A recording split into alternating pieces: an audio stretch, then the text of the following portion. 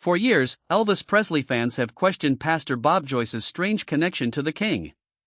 Now, an old story involving a former Graceland maid is reigniting the mystery. She worked closely with Elvis and reportedly witnessed private moments few fans ever saw. Before her death, she allegedly shared memories that raised new questions about Bob Joyce. Did she know something others missed? Could her time at Graceland reveal a hidden clue? Join us as we uncover the details. Nancy Rooks spent nearly every day with Elvis Presley for 10 years. She was not a famous singer or a Hollywood actress. She was not related to the Presley family by blood or marriage. She was a maid and cook who entered Graceland through a temporary staffing agency in 1967. The regular worker had called in sick, and Vernon Presley needed someone quickly. Nancy arrived that day expecting to clean for a few hours and leave. Instead, she became one of the most trusted people inside the famous estate. Vernon noticed her work ethic immediately. She was thorough, respectful, and quiet. By the end of that first week, he asked her to stay permanently. Nancy accepted, and for the next decade, she witnessed a side of Elvis that millions of fans could only imagine. Working for Elvis Presley was unlike any ordinary job. His schedule did not follow normal hours.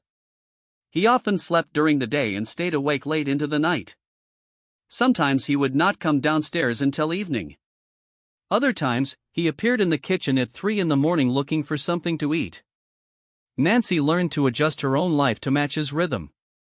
She would arrive in the late afternoon and stay until the early morning hours. She prepared his meals exactly the way he liked them. Peanut butter and banana sandwiches fried in butter. Crispy bacon. Meatloaf with thick slices of white bread. Cornbread crumbled into buttermilk. These were simple Southern foods, the kind Elvis grew up eating in Tupelo, Mississippi. Nancy understood that food was more than fuel for him. It was comfort. It was memory. It was a connection to a simpler time before fame consumed his life. But her role went beyond cooking. She cleaned his personal spaces. She saw the books stacked beside his bed. She heard the music he played when no one else was around. She watched him interact with friends, family, and members of his inner circle. She was there during the good days when laughter filled Graceland. She was also there during the harder days when Elvis seemed tired, distant, or lost in thought. Over time, Nancy became more than hired help. She became a quiet witness to the man behind the legend. What she saw during those years would later raise questions that some fans still cannot answer. Nancy Rooks often spoke about Elvis with a kind of protective fondness. She did not sell scandalous stories to tabloids. She did not write tell-all books filled with shocking claims. For many years, she simply kept her memories private. When she did share stories, they were careful and respectful. She described Elvis as kind, generous, and surprisingly down-to-earth. He treated her with respect, even though their positions in life were very different. He reportedly thanked her for meals and sometimes sat in the kitchen talking while she worked. These small moments revealed something important. Behind the sequin jumpsuits and sold-out concerts, Elvis Presley was still a man who valued simple human connection. Nancy also witnessed his famous generosity. Elvis was known for giving expensive gifts to people around him. He bought cars for friends and strangers. He paid medical bills for people he barely knew. He handed out jewelry and cash without expecting anything in return. Nancy saw this behavior up close. She watched him help people who worked for him, people who needed support, and people who simply crossed his path at the right moment. Some people called him reckless with money. Others said he was taken advantage of by those around him. But Nancy believed his generosity came from a genuine place. She thought he remembered what it was like to have nothing, and he wanted to help others avoid that feeling. However, Nancy also noticed changes in Elvis as the years passed. By the mid-1970s, things inside Graceland felt different. Elvis had gained weight. His face looked puffy and tired. He moved more slowly than before. His mood shifted unpredictably. One moment he might be joking and laughing. The next moment he seemed distant and sad. Nancy reportedly saw the prescriptions around the house. She knew he was taking medications for pain, sleep, and other problems. She was not a doctor, so she could not fully understand what was happening to him. But she could see that he was struggling. She believed he was in pain, both physical and emotional. The pressure of being Elvis Presley had become a weight he carried every single day. Despite these struggles, Nancy did not believe Elvis had given up on life. She reportedly remembered conversations where he talked about wanting change. He spoke about getting away from the constant demands. He wanted privacy. He wanted to be seen as a normal man instead of always being treated like royalty. According to Nancy, Elvis was searching for something. He read books about spirituality and personal growth. He asked questions about life and meaning. To her, this suggested a man who was still hoping for a better future, not someone who had lost all hope. She believed he wanted to escape the pressure, but she did not think he wanted to escape life itself. The summer of 1977 brought an unusual heaviness to Graceland. Elvis was scheduled to go on tour again, but those close to him worried about his condition.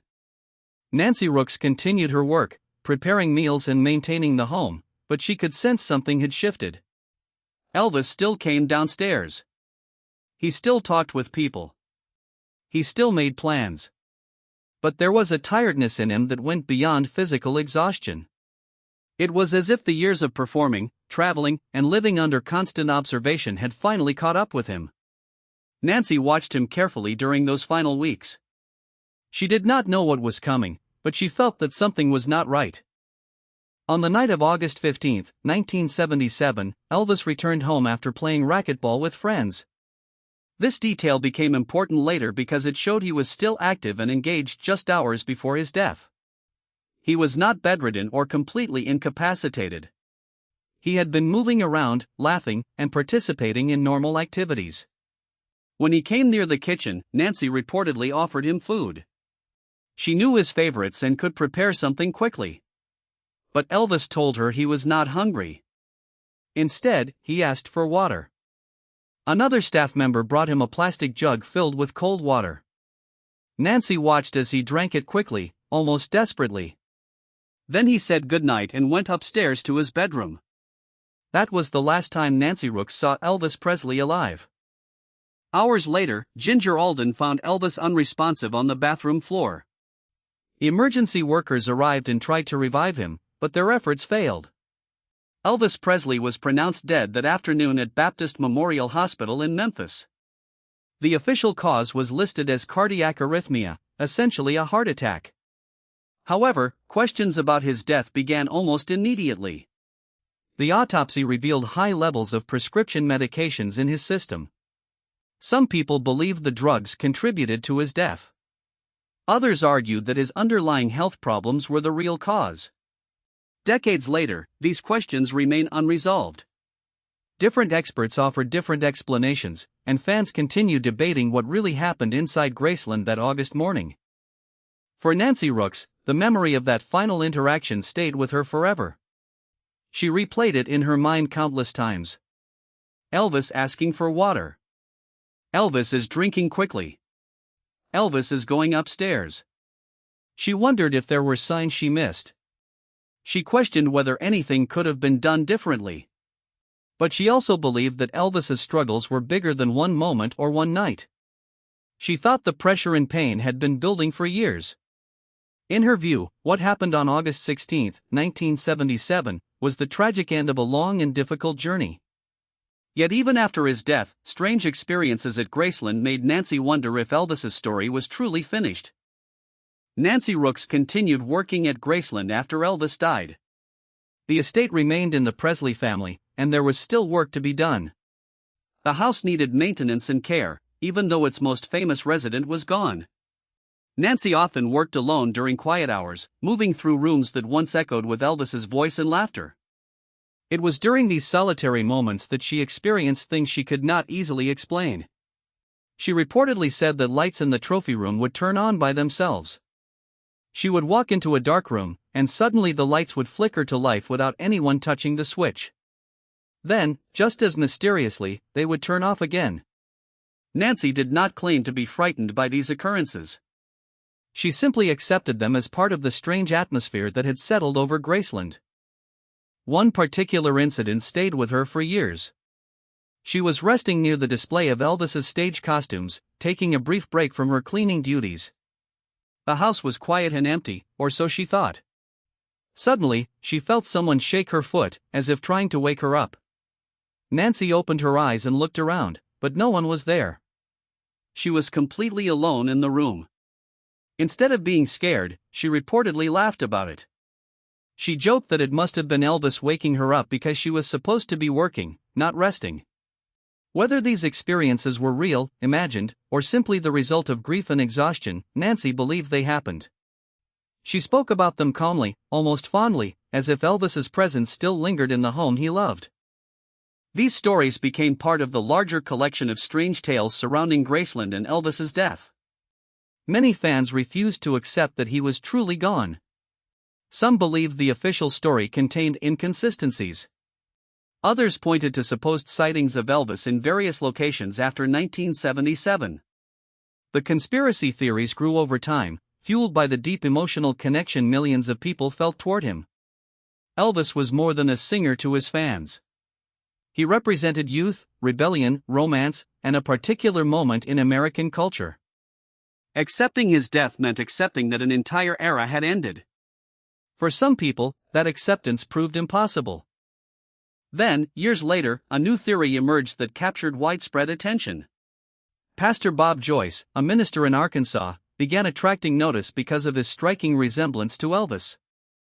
But the physical similarities were only part of the story. When Bob Joyce sang, his voice carried the same tone, the same phrasing, and the same emotional quality that had made Elvis famous. Videos comparing the two voices spread across the internet. Fans analyzed every note and inflection.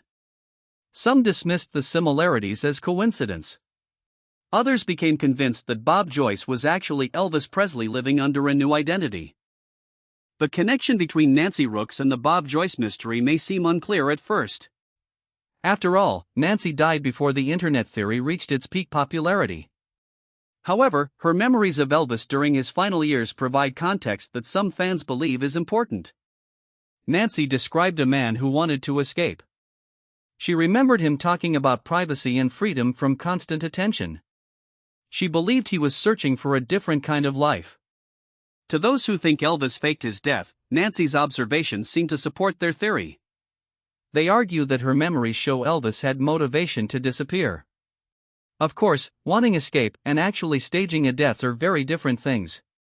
Nancy herself never claimed that Elvis was alive or that he had planned to leave his old life behind. The reported reaction from Priscilla Presley added another layer to the mystery. According to sources, Priscilla acknowledged that Bob Joyce's voice sounds remarkably similar to Elvis. This matters because Priscilla knew Elvis intimately. She lived with him, married him, and shared years of her life with him. She heard his voice in private moments, not just on recordings.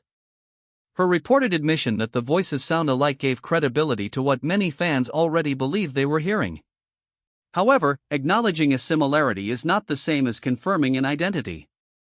Two people can sound alike without being the same person. Voice patterns can be similar through coincidence, genetics, or learned behavior. The emotional component of this story cannot be ignored. Priscilla loved Elvis deeply. Their relationship was complicated, but the connection remained strong even after their divorce. Hearing a voice that sounds like someone you lost can trigger powerful memories and feelings. For Priscilla, Bob Joyce's singing might simply remind her of the man she once knew. That emotional response does not prove anything beyond the fact that grief and memory are connected to sound. The same is true for Elvis fans around the world. His voice became part of their lives. Hearing something similar naturally creates a reaction. It can feel comforting, unsettling, or both at the same time. Nancy Rooks spent 10 years seeing Elvis Presley as few others did. She knew his habits, his struggles, his kindness, and his pain. She was there during his final hours and witnessed his last request for water before he went upstairs. Her memories paint a picture of a man who was tired and searching but still engaged with life. Whether those memories support the Bob Joyce theory depends entirely on interpretation. The facts remain unchanged. Elvis Presley died in 1977. Bob Joyce is a pastor in Arkansas. But the mystery continues because people want to believe there is more to the story. What do you think Nancy Rooks would say about the theory if she were alive today? Share your thoughts in the comments below.